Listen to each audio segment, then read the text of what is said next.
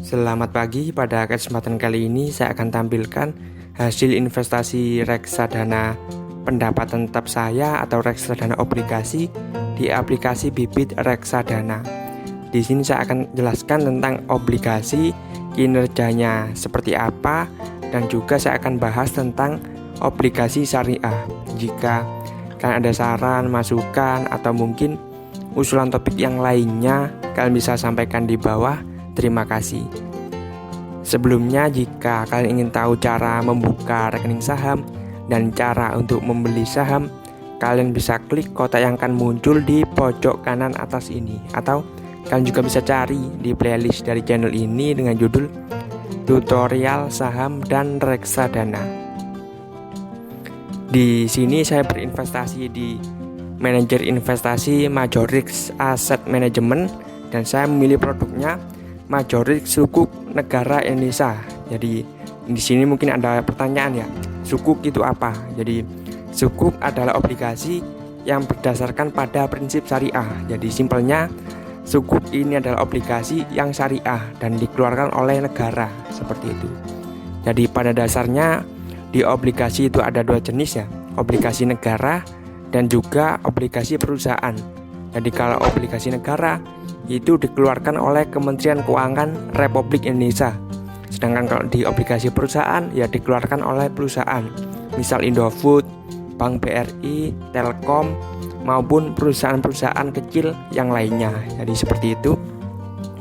Kemudian ada pertanyaan ya, mana yang lebih aman dari kedua jenis obligasi? Mana yang lebih aman, obligasi negara atau obligasi perusahaan? Jadi kalau secara logika ya, ketika terjadi krisis itu yang bangkrut duluan itu pasti perusahaan. Untuk negara pasti yang terakhir, seperti itu. Kalau kita lihat misal pada tahun 98 ya, ketika terjadi krisis itu yang bangkrut terlebih dahulu itu perusahaan. Bahkan bank-bank ada yang bangkrut, seperti itu. Kemudian negara masih eksis. Jadi untuk yang lebih aman tentunya reksadana atau obligasi negara, seperti itu. Jadi lebih aman obligasi negara. Sedangkan di obligasi perusahaan itu resikonya lebih besar, seperti itu. Tapi di obligasi perusahaan resikonya lebih besar, tapi ada konsekuensinya, seperti yaitu returnnya. Jadi keuntungannya itu ketika kita berinvestasi di obligasi perusahaan itu lebih tinggi daripada obligasi negara. Jadi resikonya lebih tinggi obligasi perusahaan dan returnnya atau keuntungan kita ketika berinvestasi di obligasi perusahaan juga lebih tinggi. Jadi seperti itu. Jadi ini adalah aplikasi Bibit. Buat kalian yang belum tahu aplikasi Bibit itu apa, jadi aplikasi Bibit adalah aplikasi investasi. Jadi di sini kita berinvestasi reksadana, seperti itu. Jadi kalau kalian ingin berinvestasi reksadana, kalian tinggal download aplikasi Bibit ini. Sebelum saya tampilkan hasil investasi saya terlebih dahulu akan tampilkan transaksi riwayat pembelian saya di produk yang saya pilih, yaitu Majorix Sukuk Negara Indonesia. Jadi seperti itu. Dan saya membelinya itu pada tanggal 9 Juli ya, 9 Juli 2020. Untuk hari ini itu tanggal 30 Desember 2020. Jadi sebelum saya tampilkan hasil investasi saya akan terlebih dahulu melihatkan detail dari produk yang saya beli ini. Jadi seperti itu ya. Ini produknya, saya klik di sini.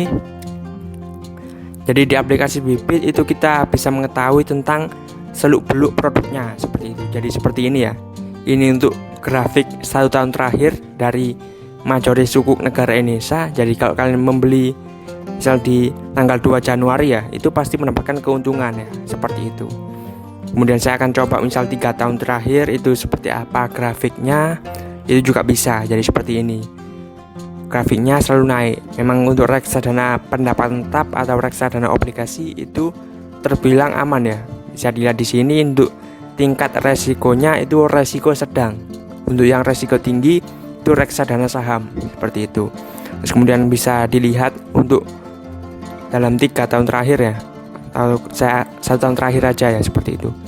itu keuntungannya kita bisa ketahui itu per tahunnya 10,74%. Jadi seperti itu untuk keuntungan dari majoris sukuk negara Indonesia itu per tahunnya 10,74%. Ini untuk data tahun lalu ya. Untuk tahun depan ya kita tidak tahu seperti itu. Terus kemudian ada drawdown itu min 5%. Jadi nilai investasi kita di majoris sukuk negara Indonesia itu bisa turun sampai min 5%. Seperti itu ya. Itu maksimal penurunannya di sini. Beda kalau misalnya reksadana saham itu bisa turun sampai 40%. Seperti itu. Kemudian ada expense ratio, ini biaya untuk mengelola produknya.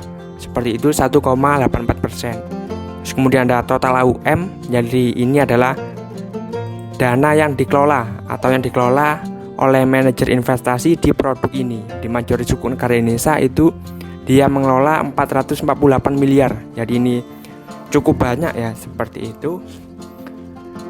Kemudian kita bisa lihat ke bawah, ini untuk minimal pembeliannya 10.000. Jadi di reksadana itu enaknya seperti itu ya. Jadi kita bisa berinvestasi dengan modal kecil. Jadi misal kalian yang pemula, pelajar, mahasiswa atau ingin coba-coba investasi, itu kalian bisa berinvestasi di reksadana karena bisa mulai dari 10.000. Misal kalau di saham atau properti kan jutaan, seperti itu ya. Terus kemudian biaya pembeliannya gratis, penjualannya juga gratis. Kalau bank kustodian dan bank penampungnya bank BNI, seperti itu. Terus kemudian kita bisa lihat ya, alokasi asetnya itu seperti ini, 99,07% di SBSN, kemudian 0,93 di pasar uang syariah. Jadi SBSN ini adalah surat berharga syariah negara, seperti itu. Kemudian di sini ada top holdingnya, ada SBSN seri PBS 005 dan sebagainya. Jadi ketika kalian ingin membeli reksadana ya, itu jangan sembarangan ya. Kalian harus ceknya di fund fact sheet dan juga prospektus, seperti itu ya.